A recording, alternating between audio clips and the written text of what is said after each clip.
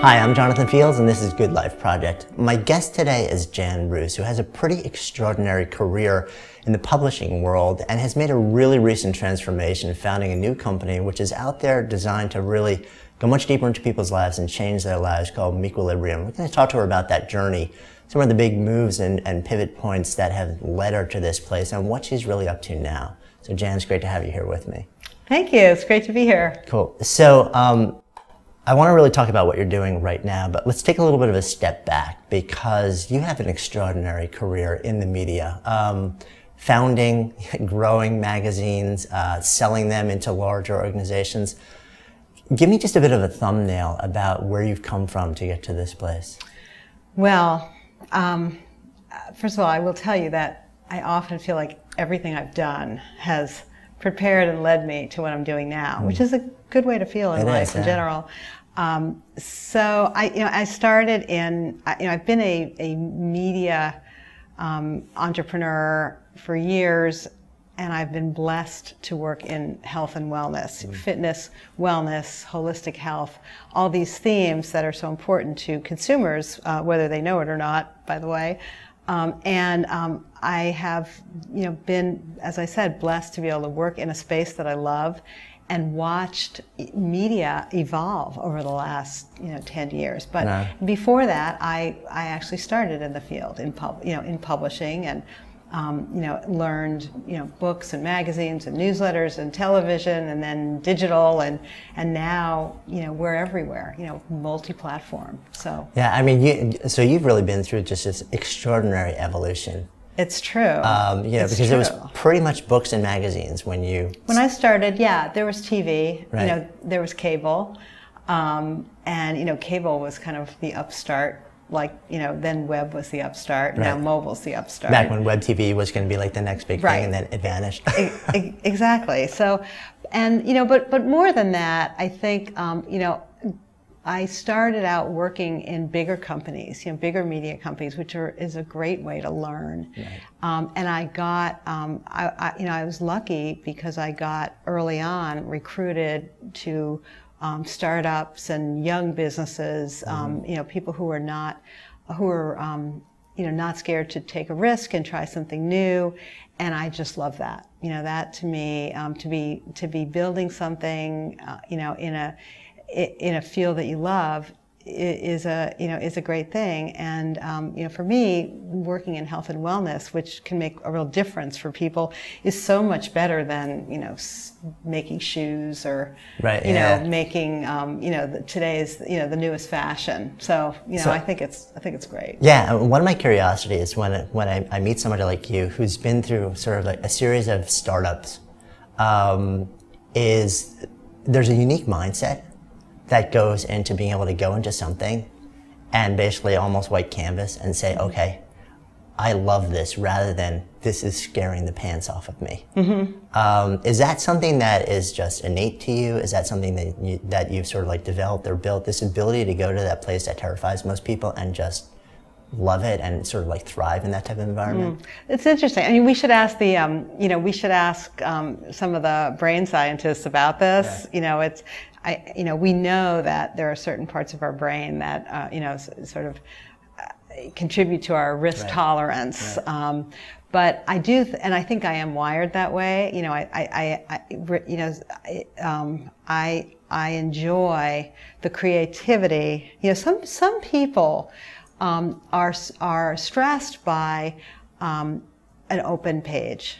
Some people like structure, and they get, that's where they do their best work. And some people find repetitive tasks and behavior and structure more stressful than nothing. Right. So I think I probably fall into that camp. I will say, what I've learned over the years, though, is that this isn't really building. Building things isn't only about not being afraid of risk. It's about managing risk. It's about judging it and putting it in its place to help you, as opposed to hold you back. To give yourself permission to take risks, but also to take them where they're important, not So it's really about understanding, like really understanding what the nature of the risk is and what's on the other side of it. Yeah. Like, is it worth it? Yeah. It's like I'm not in love with risk. That would make, that could be a very addictive thing. What I think the point is to be, to use risk as a tool. Maybe, right. A mind expander. Yeah, and I think that's one of the big things, that people who can figure out how to harness it rather than be terrified of it, it becomes fuel to just do amazing things. So you have launched, built, sold a number of media properties, magazines. What were some of the things? So, well, but the first I have most recently. And now that is 10 years ago, I took over a small publishing company, New Age Journal, which was a really, it was great. It had great. I love to say it had great bones. It was. It's like looking at an old house. Exactly. It's like you can see past the falling down walls. That's exactly what I mean. It was covering. New Age was, the early powerhouse of the alternative lifestyle field, and covering themes like holistic health, mind, body, the connection between mind and body, sustainability, meditation, whole foods, social responsibility, natural health, natural beauty, covering things like that for 25 years. And when I took it over in 2002, I felt that it was, it had kind of lost its way at a time when consumers were starting to have a real appetite. Consumers, the trends towards, whole, natural, and self-guided care, self-healing, and also sustainability and recycling were converging. Yeah. And so what I loved was the idea of retooling this business so that we could make it practical and not preachy, and really accessible to this new generation of mainstream customers that were interested. We renamed New Age to Body and Soul, and then we threw in Whole Living as the tagline. And we started to change it, and which was great. It was and about 2 years into it, we were in the midst of looking to expand the business and raise some money. We were very fortunate. Martha Stewart Living, the executive team, found us and bought the company from us. And was that part of like what you were going in to do, or this just kind of out of the blue? But actually, what Martha, in her wisdom, saw was that what we were doing in the field of health and balanced living was very similar to what she did so magnificently in home, entertaining, cooking. So it was a great compliment. And it was kind of an adjacent area, and we had we quadrupled the business in about 4 or 5 years. Wow. and really became we became the brand in that industry. Natural products, natural beauty, green living, all of that, and we had about 650,000 subscribers, paid subscribers, and it was great. I loved it. I loved building my team. I loved working with the media people who bought us. They were really, they were great people to learn from. It was a big public company, and it was great. Right. So you get to a place where you've built something extraordinary, so extraordinary that one of the biggest names in the industry takes a look and says, "We want this," and you sell a company to them. Did you walk away at that point, or now do you become part of the bigger organization? I actually ran that business for them for 5 years, which was fantastic. So now you're working, but it's a whole different dynamic, because first you're running your own fiefdom, and then you're working in this giant organization. How does that change in culture and ethic and work? Well, my attitude is, every story is different. First of all, for me, there was great, respect back and forth, and we, as I said, we learned a lot. There was a lot to learn.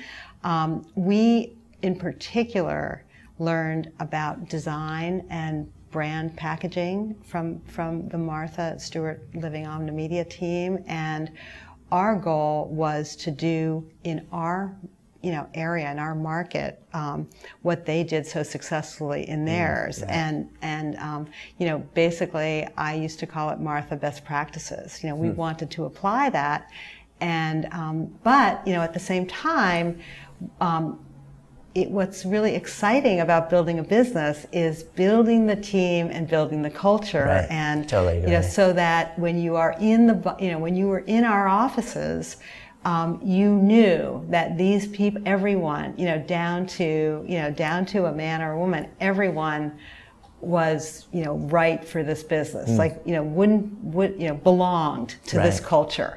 And that's a great thing. It's a great thing. I mean, I've been asked so many times, what's the best thing about entrepreneurship? Is it the money or the control or the freedom? Like, okay, well, in the early days, you don't have any. Yeah, you have none of that. So when you're working more than you ever worked when you worked for someone else. But for me, it's always been the opportunity to handpick the people that I bring into an organization and to create the culture. Right. Myself. I mean, because to be able to walk into a place where everyone's on board with the mission and they're living and breathing this quest right. together. Right. Well, it's such an amazing gift to be able to work in that type of setting. No, it is. It's great. So, we got to the point where, I always call it the swagger factor too. Mm-hmm. When you get to the point where the people in the company are right and the company is right for them, and, the business objectives are aligned with everyone's goals, and then you get people swaggering about it. Mm-hmm. And I don't mean in a bad way, but they're confident, and they're engaged, and they're making a difference. Yeah. And what could be better? What we know in life is that people will work through immense adversity and under terrible conditions if they believe. So, for example, if you have to your point about starting companies and you don't have any resources, but if the resource is to believe in what you're doing, it can overcome a lot of totally odds. Agree. And I wonder sometimes if a big reason for that is because people feel like there's so little to believe in. That a lot of business is driven by dollar signs or metrics. And I don't discount, money matters. I'm not somebody who's, ignores that, but I wonder if people are so disconnected and that there's so sort of like few times in their life where they just look at something and say, what a stunning quest, what a stunning individual who's trying to do something really powerful. If there's some way I could be a part of that. It's amazing that That's when right. they do find that, it's so powerful. I agree with you. Yeah. I agree, and I think that there's so many cases right now where people don't have that in their work. Yeah. And I think that adds to everyone's sort of stressfulness and feeling of out of control. Yeah. So I agree. I think when you lose a sense of purpose or a sense of mission, doesn't matter how much you're making. That's right. That's right. It really doesn't. It just, I came out of a job where I was making a really nice living, years ago as a lawyer. Didn't matter. Right. I had no interest in the carrot that was dangled in front of me down the road. Zero interest in it. So there was no reason to give up so much of what, my present day life. I agree. I agree with that. Yeah. So you're doing this, but that leads to a kind of a fascinating awakening for you. Well, to your point about, what happens when you lose your sense of purpose. So I was, I guess about, there I was, happily, I would say in the most, probably the most glamorous,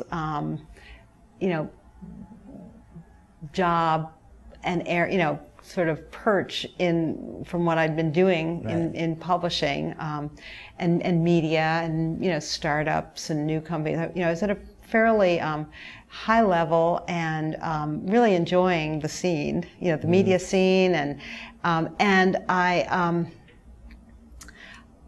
I suddenly started feeling like something was wrong. You know, why wasn't this good? Why wasn't I feeling better about this? And you know, as I thought about it, you know, on one level, I feel like on one level, what happens to us is that you know, if you lose your sense of purpose and connection to helping people, I think things can erode, you know, your energy and your joy in what you're doing.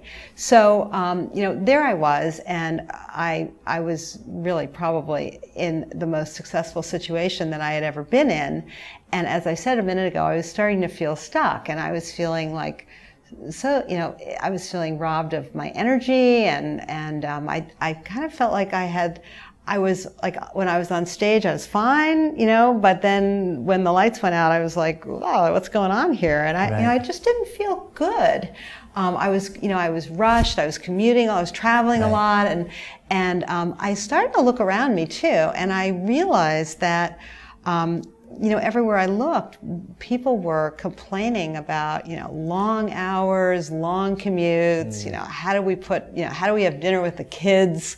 You know, the work-life balance issues that come from terrific success, you know, especially with women. And I started to, you know, really dive into that as a media person. I can do some research into consumer trends, and I started to notice that people were stressed, and stress, in fact, was on the rise.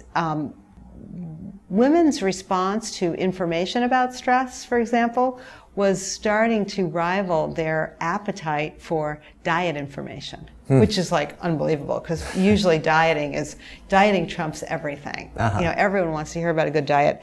And I started to say to myself, I think stress is the new fat. You know, I think that you know, people got fat because there was an overabundance of food, and there was an you know, it was like too easy to get food, and then it became really bad food, you know, processed food and junk food, and you know, the culture kind of morphed into a culture where, you know, food was plentiful, portions were big, and the quality of it was bad. And then I think, if you think about the last 10 years, the same thing happened with our, you know, sort of consumptive, fast-paced, multitasking, 24/7 culture. You know, with people, you know, multiple devices. I mean, you know, I have 4 devices in my purse over there, and they all do, you know, 5 of the 6 same things, and then maybe one thing does one thing, and another, you know what I'm saying. But it's like, it's overload, and you know, we're just bombarded by stuff. So I started to say, you know, like food, stress is the stuff that makes you stressed is everywhere, and like overweight, being overwhelmed is you know, can make you kind of stuck, and long term make you sick. You know, we know that overweight can, you know, have a terrible toll on your heart, and you know, and your aging, and you know, not only cardiovascular, but a whole host of diseases, hypertension. But stress can have the same effect. You know, it kind of creeps in there, you get stuck in that pattern. Yeah, and then, no, absolutely. So you're noticing this trend all around you. You're noticing stress is becoming, your words, the new fat. Yeah. But at the same time, in your own life, you're feeling this sense of it sounds like the purpose that got me here ain't going to get me there. I mean, are you experiencing stress? Are you experiencing sort of like similar things just in your own life? Now? No, at that moment. Yeah, I mean, I was feeling stressed. I was feeling like I was, you know, what was happening was I had personally gotten to a place where I was, you know, successful senior executive, and the commitments, the demands of that, particularly because, you know, there were a lot of things that weren't particularly interesting to me. So, you know, it became, I think, made me very stressed out. Yeah. You know, and I started to feel burned out, you know, tired and restless at the same time. You know, like What is that? I mean, because I know a lot about health and wellness. You know, I've been in this field for a while, and thought I knew all the signs, but I think it, what it said to me is that, if I don't see it, then people, I think people are really at risk for this. Right. So I can mean it's something like you've lived and breathed this for, like a couple of decades, and like you're the one who sees it. And if you're not getting it, then, exactly. And so I kind of said, wow. And then as I said, I looked around and I saw colleagues, going like this, and coming into I started to see, you say to someone, how are you? And they say, busy. Like busy is the new normal, right? Or busy is the new fine, and you don't say I'm fine, you say I'm busy, which I started to see it, and it is sort of like that old phrase, you give someone a hammer and everything they see is a nail, right, yeah. But on the other hand, the data started to show it. But the data aside, I have always, I have watched consumer trends over the years. I first started with, my quest to look at alternative therapies and holistic remedies grew out of, when one of my kids had chronic ear infections. And I really found that what the doctors, the medical establishment was offering to do for this little baby appalling. That there weren't a lot of options, and they were not really open to, remedies that have been working for thousands or hundreds of, thousands of years, if not hundreds of years, and hundreds of years, if not thousands, but. So, I thought, I looked at that, and I did see that, consumers start to look at these, new, sort of remedies or things because, out of a personal need, and they drive the professional, right. Arena. So, yeah. I think that happens, and I think so many people just have become so frustrated. Things like non-specific pain and things like right. have become so pervasive, and things that, a lot of times are just not well treated by right. allopathic medicine. I think a lot of people have just, like you said, there's a really interesting groundswell, not from, like the top down, but really from the bottom up, saying, isn't there something else that we're not talking about or thinking about? So you reach a really fascinating point in your own life where there's this convergence of you feeling in your own life, in your own business, in your own path, frustrated, burnt, yeah. but at the same time, like really just wanting to do something. And that, at the same time, you're seeing this really fascinating consumer trend. You're saying to yourself, wait a minute, this isn't just me. Right. I did see that. Right. I mean, I started to see that people, unlike me, who felt great about what they were doing, really, had the same stressed out symptoms and, right. Sleeplessness, infertility, TMJ, chronic headaches and neck pain and, right. Back pain. So what do you do about it? So what happened was I started looking at this and started to,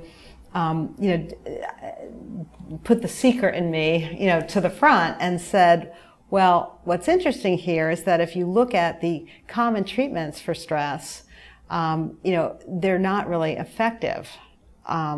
Doctors will either drive you to therapy or prescribe medication. Neither of those are really a good solution. And I also, found this really interesting paradox about, what doctors are on the front lines for people who, 2 out of 3 office visits to family care doctors are actually for stress-related illness, or symptoms rather, but they don't. What they do is they talk about lifestyle changes. They say, well, you should walk more. You right. should, you should, drink less coffee, or whatever. You should lose a few pounds. But the data show that people who are really stressed don't do any of that because they don't have either the willpower, the confidence, or the time, or the knowledge. To They're just do like, that. okay, so you're like, yeah. It's like, or it's that means going, that's not going to work. Right. So what I thought, what I learned is that I actually started working with a few health professionals, one a doctor of integrative medicine and one a psychologist, and together they pieced together a program that was about getting to the root of your thinking about stress and starting to like change your habits. So what do I mean by this? So let's take the example of like a 35-year-old woman who is stressed and she has chronic migraines and neck pain. But she's a salesperson and she has 2 small kids in daycare, and every day at 5 o'clock she has to slink out of her office to go get her kids, take them home, make dinner, put them to bed. Right. Her husband works too. Which in this day and age is not an unusual circumstance right. It's for everyone. a lot of people. Right. Exactly. Yeah. And then go back online and finish your sales report. Right. So you say to that woman, I think you should try to walk 3 days a week. And, and she's so darn angry about everything. And if she even reads one magazine in in this country, or listens to, or USA Today, or listens to, any TV, new health show, right. She knows that she should be getting more exercise. That's not the problem. The problem is, why can't she, she hasn't gotten into the underlying thinking that makes her so stressed to begin with about her work and her kids. Does she have to slink out of her office? Is she not able to, that making her stressed and angry? Is she not able to, so it's say like that? So it's like they're staying on the surface rather than digging deeper and saying, okay, that's right. What's actually driving this? That's right. So what we do is, so we started Mequilibrium, going back so you to left that. I left my job and I decided to figure out how to build a business around around helping people with stress, and at a broader level with lifestyle management. With like getting to the point, like let's get in touch with your stress so that you can then get in touch with how you want to live your life and how you want to, and let's grow and grow and grow. Right. And at the same time, you've now reclaimed your purpose. I have. Like all of a sudden, it's like, okay, I'm back. I got my mojo back. Right. Like just thinking about this, it's so great. Well, it's so funny because just watch like your body language when you start to talk about this. It's like boom. Thanks. I mean, it's so clear that this is like it energizes you. Well, we're getting a great result, and it is it's kind of like. One of my partners calls it, like making the Manhattan Project for stress, because there are so many things that have been done, but but how effective is it? Well, we're starting to get some unbelievable, unbelievable result. Like 2 out of 3 of our clients are saying that in just 60 days they're feeling like less anxious, less angry. And almost as many, 60%, are feeling that they're more able to focus on their problems and take care of them. So, and we're just getting started. That's what we say. And it's not just about the mind and your thinking styles, but we got to start with something. And I think that starting with that, rather than saying you need to cut out sugar or you need to walk 3 days a week, I think we're going to have a better result, and then we're going to help you with that. And what we're finding is that getting stress is a great entry point for people to start, like to sort of like pick their head up and say, whoa, I'm only going to go through this once. I got to figure out how to live my life in a positive and enjoyable way. So what Mequilibrium is trying to does is helps people by first getting in touch with their stress, then getting in touch with their thinking style behind it in a very personalized and private online way. Then get people sort of on the road to whatever it is they want to accomplish. So. I left, as I said, I left at the end of 2009, and I started to find the team, and we tested our product in 2011, and we just launched it in beginning of 2012, and we're on our way. So it's an interesting process because it's taken 2.5 years or so. Yeah. Which is kind of, because immediately that says to me, okay, this isn't somebody pulling together a group of people and we're creating an info product in a weekend. No. This is actually like, a qualified team of people who are working really hard to develop something bigger. And the thing is, I think all of these products have a good place. But it's not, info products rarely change behavior. Right.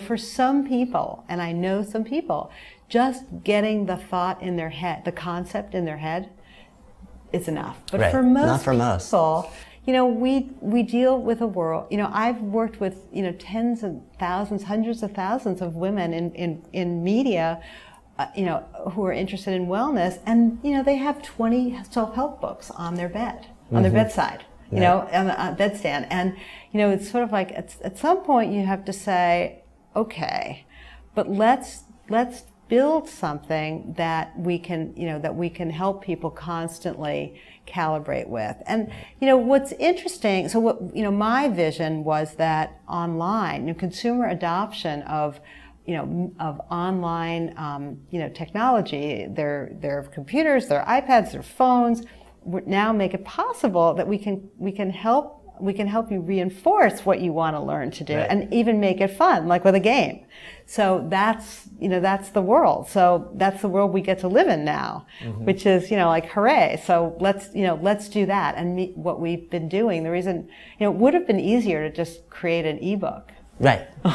but I don't think that's going to do as much good in the world. Yeah. So, and I mean, what's interesting to me also, so you come out of a world where, like, you're not publishing ebooks, but essentially you're publishing printed stuff, which goes out into the world, and it serves a certain purpose, and a small number of people will act on it. But sort of at the tail end of that, was it, were you thinking at all that, I'm spending a lot of my time and energy putting something into the world that inspires people briefly, but then what? No, well, I mean, frankly, the products that we published, in my tenure are wonderful products, and I think they do a lot of good. And I think that, and that wasn't the issue. I mean, for me as an entrepreneur, the more senior I became in an organization, the more I was bound to solve the problems of that organization, whether they were important to me or not. Right. So, So what you're involved in day to day shifts pretty dramatically. Right. Yeah. Until the point where you're sitting around a table trying to solve problems that you're really not invested in, except that it's your job to be. Right. And at that point, if it's, some people are content to do that for the money. But if that's not what you're about, then it's time to pick yourself up and do so, and figure out how you can make a difference. Yeah, and you know what else? I think a lot of people will sort of like tell themselves that they're content to do that for the money, but fundamentally, like, the more you do that year over year over year, it's like the house in the Hamptons, like the nice, the 3 cars, the like killer schools for your kids. It becomes less and less. It doesn't make up for the fact that you're showing up at work every day and not doing this. I think that's right. And I thought the idea of creating a new business with new media, with new technology, would be great. Would kind of give me my juice back, and it totally has. Yeah. And I love that you're focusing on the implementation side. So it's like you're picking up where everybody leaves off. Go do this, and saying, okay, here's something here's the how. Well, what's interesting, what's interesting about that, you're absolutely right, is if you go back to what I said about stress is the new fat. And I told you, why it is in terms of, how we got there and, how it behaves from a medical or health perspective. But the thing that really got me excited is that when you think about, so how do you fix the fat problem, the diet problem? What we know is that it's a lifestyle. It takes a lifestyle. It's not a magic pill. And it's not a quick fix. I know that there are millions of products in the world that are sold to help you lose 5 pounds this weekend. But the reality is that the only way to do it is with an ongoing balancing, regimen. And frankly, it's the same with stress and personal growth and all of that. The way to do this is with an ongoing rebalancing, recalibrating way to get your equilibrium and keep it, which is why we named our business Me-quilibrium, because it's equilibrium for me.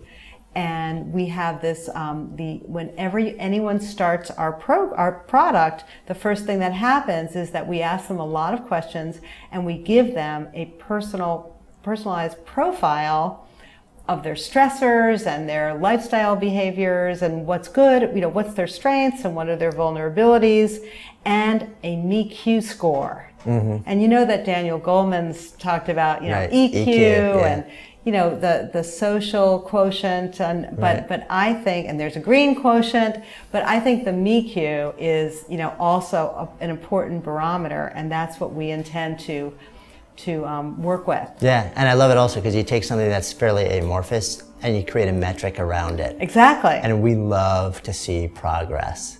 Exactly. So all of a sudden there's something, okay, you've got something to track and work towards it, which also allows you to a certain extent to gamify it.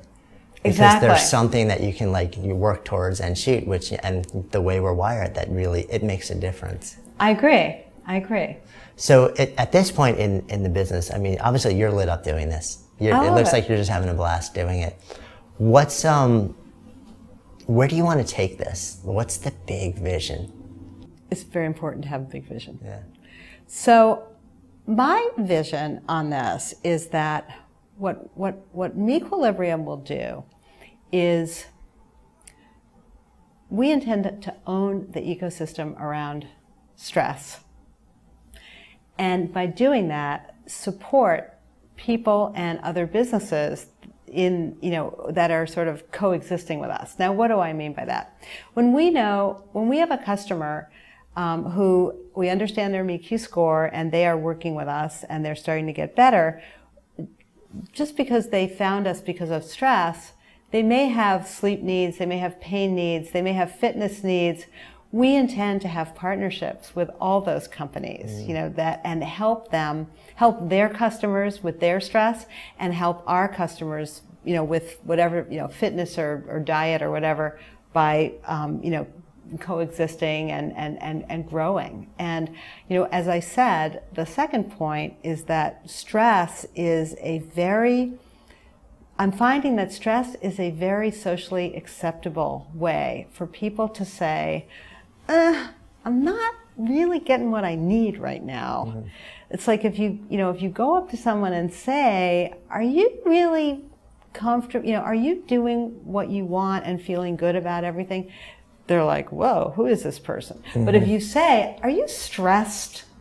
It all comes out. And so what we hope is that by helping you get in touch with that, we can help you with the personal growth and life development that you really want. Whatever it is, get control over your clutter, or deal with relationships so that you have the family and friend support, or connection to work, or greater purpose in life, whatever that's going to be. We want to inspire people to do great things that they want to do. Yeah, and to use your phrase from earlier in our conversation, it's a point of entry. Exactly. That really can sort of blossom out. Exactly. So I love it. So I love the journey that you've been on personally, because you've accomplished so much. You had the brass ring. You rose to a place where this was it, and then you said, okay, something's not right with me. And then your mind, which is, I love how you just say, okay, if something's not right with me, maybe something's not right with a whole lot of other people. How can I make things right with me, and at the same time do that by serving a huge amount of people with the same need, which is amazing. And clearly you're loving what you're doing now and building something really useful. So the name of this project is Good Life Project. And I'm always curious, when you hear the phrase good life, or to live a good life, what does it mean to you to live a good life? The first thing that I thought of was to live my best life ever.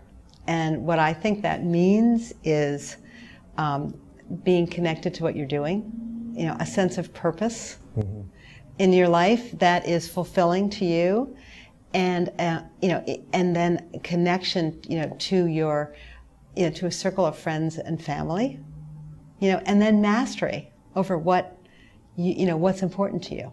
So my guest today has been Jan Rouge. She's the co-founder of Mequilibrium, an online stress management program. Check it out. Some really fascinating stuff going on there. Thank you so much for joining me today. My pleasure. Enjoy the conversation. I think what you're building is something really incredible. So Jonathan Fields signing off for A Good Life Project.